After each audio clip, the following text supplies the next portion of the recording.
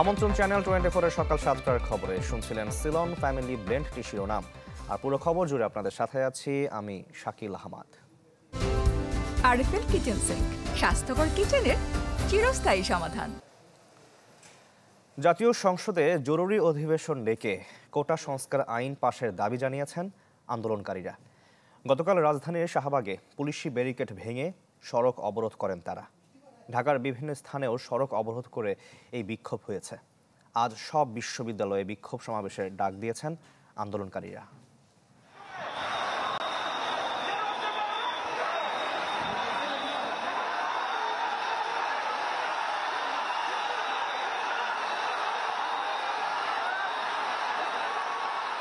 পুলিশের ব্যারিকেড ভেঙে শাহবাগে কোটা সংস্কারের দাবিতে শিক্ষার্থীরা।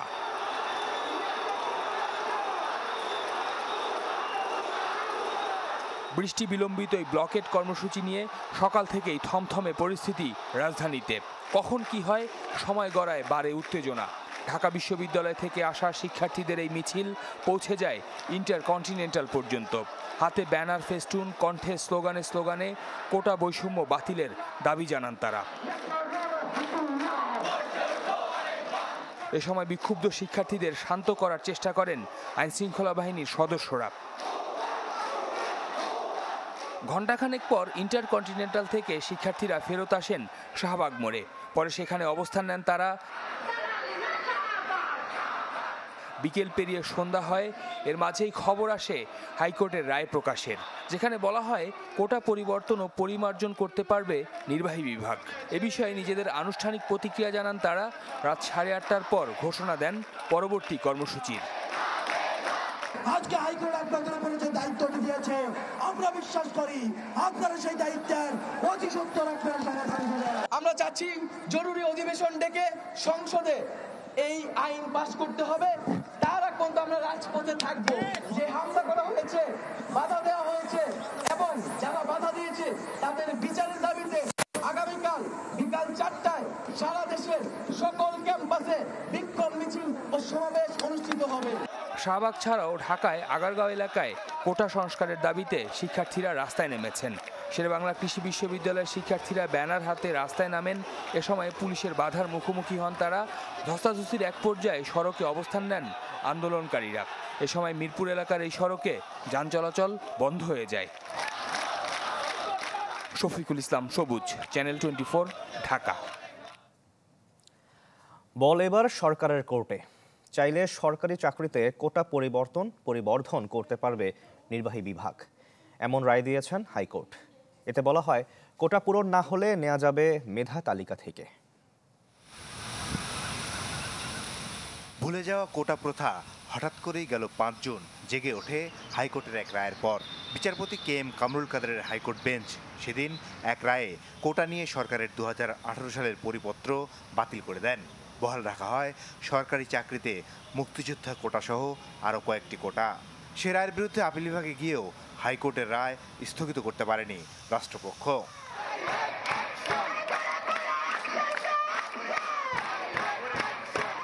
এরই মাঝে রাজপথে নামে কোটা আন্দোলনকারীরা।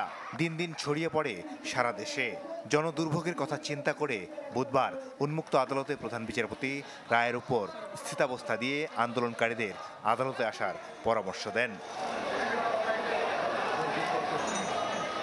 বৃহস্পতিবার হাইকোর্টের এক পাতার রায় প্রকাশ করা হয়, যেখানে বলা হয় সরকারি চাকরিতে কোটার যে অনুপাত তা নির্ধারণে সরকারকে স্বাধীনতা দিয়েছে হাইকোর্ট।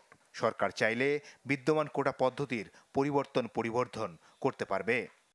এই রায়ের মধ্যে লক্ষণীয় যে জাজমেন্ট কোনোভাবে প্রভাবিত করবে না সরকারকে বা রেসপন্ডেন্টকে। আমাদেরকে একটা ডাইরেকশন দিয়েছেন যে যদি সরকার মনে করে এই কোটা পরিবর্তন বা বৃদ্ধি বা কমাতে চায় সেটাও করতে পারবেন।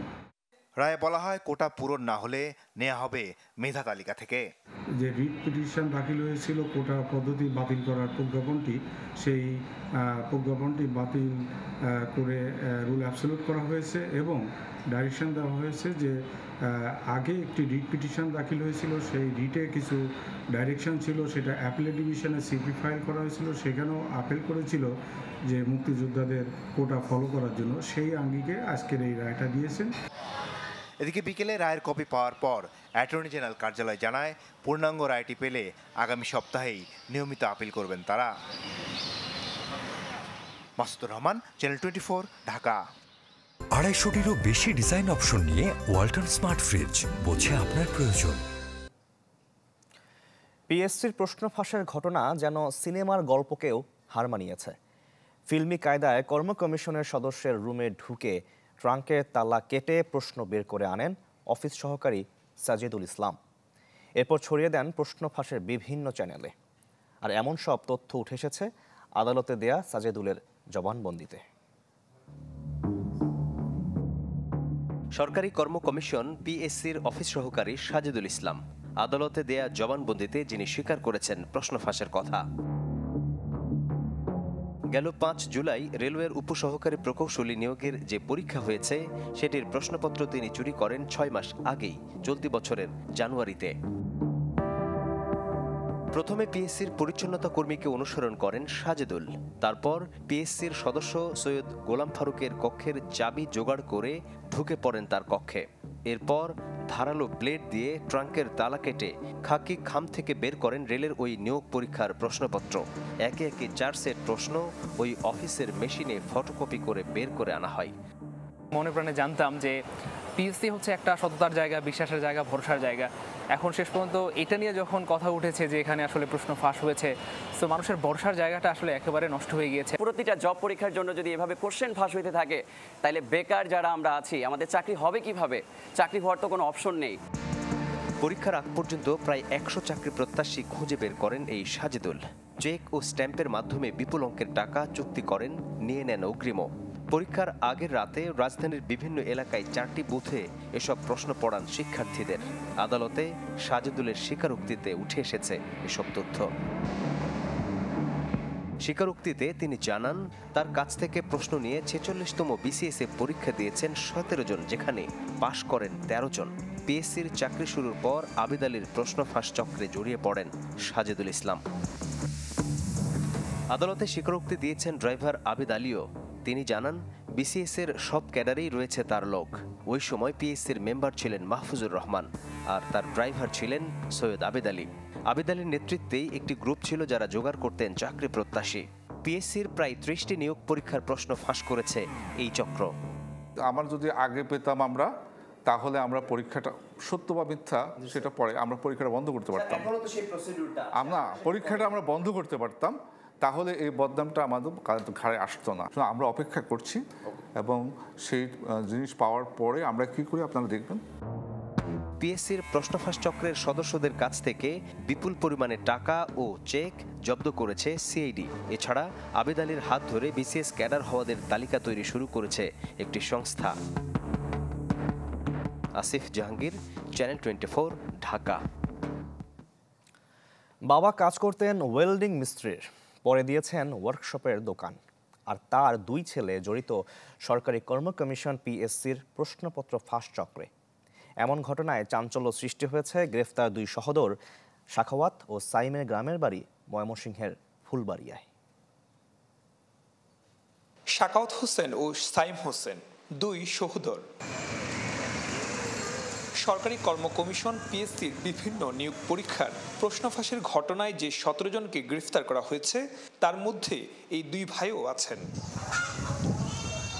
ময়মনসিংহের ফুলবাড়িয়ায় গ্রামের বাড়িতে গিয়ে দেখা যায় আধা পাকা একটি ঘর আছে তাদের।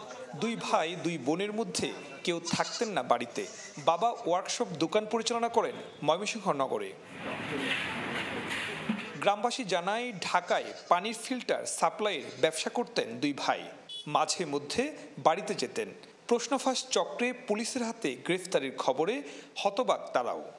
অটো গাড়ির অ্যাসিড পানি আছে না, এগুলা তৈরি করে বিক্রি করতো আমরা এলাকাত। এর ছাড়া এমনি এখন কি ব্যবসা করে এটা জানি না, ঢাকাও জানি যে সিলেটেরই ব্যবসায়ী আর কি, এগুলোই আমরা শুনছি। বছরে ঈদের সময় তো এমনি তো 2 বছর ধরে একটা গাড়ি লইয়া হয় বাঙ্গা দুঙ্গা। আর এই বছর আবার ওই গাড়িটা লইছে ঈদের সময়, এবার রং করা দেখছি। বাবার দাবি ছেলেরা বাড়ির জমি বিক্রির টাকায় ঢাকায় ব্যবসা করেন। টাকা পয়সার মালিক হলে ব্যাংক লোন থাকতো না তাদের। আমার গ্রামের জমি বিক্রি করিয়া তারা দোকান নিছে, দোকান নেওয়ার পরে ব্যাংক ঋণ করিয়া তারা ব্যবসা পরিচালনা করতেছে। এখনও তাদের প্রায় কোটি টাকার কাছাকাছি ঋণ আছে ব্যাংকের। যদি এই প্রশ্ন ফাঁসের সাথে জড়িত থাকতো তাহলে দিয়ে ব্যাংক ঋণ পাইতো না, আর তাকে সময় পাইতো না ব্যবসা থেকে এটা দেওয়ার। আর ভাইয়ের জমিন বিক্রি করে নিয়ে একটা দোকান দিচ্ছে ঢাকা, এটাই অনেক খবরে দেখতাছি তার দোকানে ওই বন্ধু বান্ধব ভাই আড্ডা দিত। অভিযুক্ত সাখাওয়াত আদালতে তার জবানবন্দিতে পিএসসির অফিস সহায়ক সাজিদুল ইসলাম তার বন্ধু বলে স্বীকার করেছেন। সেই সুবাদে চাকরি প্রার্থীদের সহায়তা করতেন তিনি। রেলওয়ে উপসহকারী প্রকৌশলীর 46 চাকরি প্রার্থীকে ফাঁস হওয়া প্রশ্ন পড়াতেও সহযোগিতা করেন তিনি। সুলতান মাহমুদ কনিক, চ্যানেল 24, ময়মনসিংহ। গ্রি-এসি এতে আছে অ্যান্টিব্যাকটেরিয়াল ফিল্টার। এর ইনভার্টার টেকনোলজি বিদ্যুৎ খরচ বাঁচায়, তাই বিশ্বের 1 নম্বর এসি নির্মাতা গ্রি।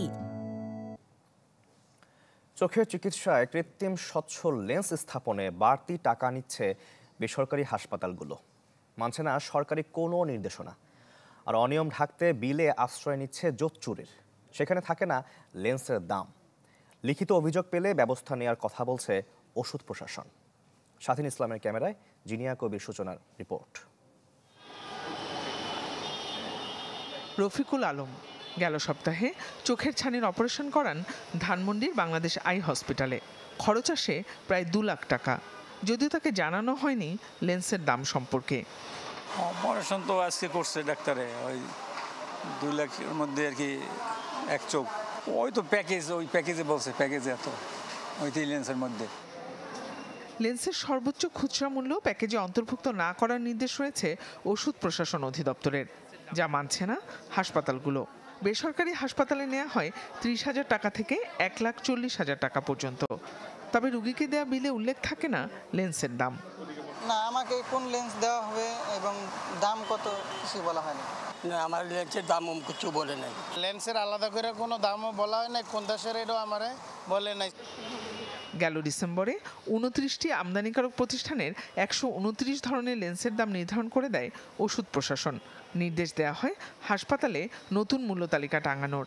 সেটিও মানছে না বেশিরভাগ হাসপাতাল।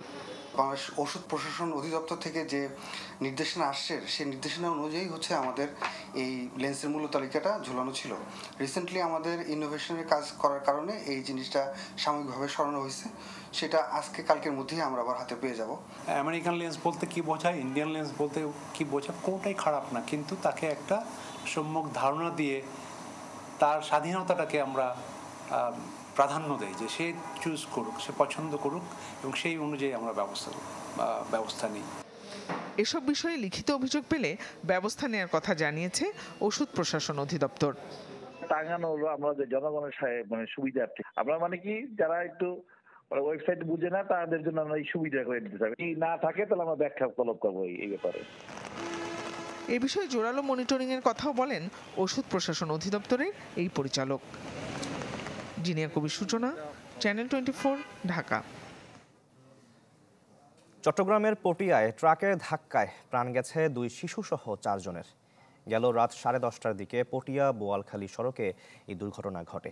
পুলিশ জানায়, যাত্রী নিয়ে বোয়ালখালী থেকে অটোরিকশাটি পটিয়া যাচ্ছিল। পথে বিপরীত দিক থেকে আসা বালুবাহী একটি ট্রাক ধাক্কা দেয়। এতে দুমড়ে মুচড়ে যায় অটোরিকশাটি। ঘটনাস্থলেই মারা যান 4 জন। নিহতদের মধ্যে 2 শিশু ছাড়াও 1 জন নারী রয়েছেন। মারা যান অটোরিকশা চালকও। তবে চালক ছাড়া কারো পরিচয় তাৎক্ষণিকভাবে জানাতে পারেনি পুলিশ।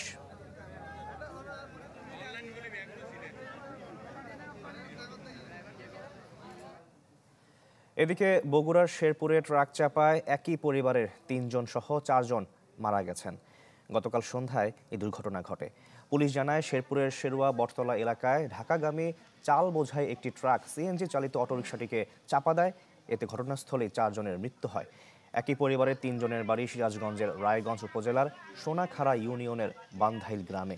নিহতদের মরদেহ শেরপুর উপজেলা স্বাস্থ্য কমপ্লেক্সে রাখা হয়েছে।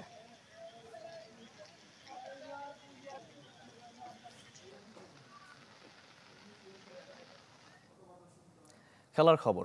10ম ফাইনালের সামনে লিওনেল মেসি।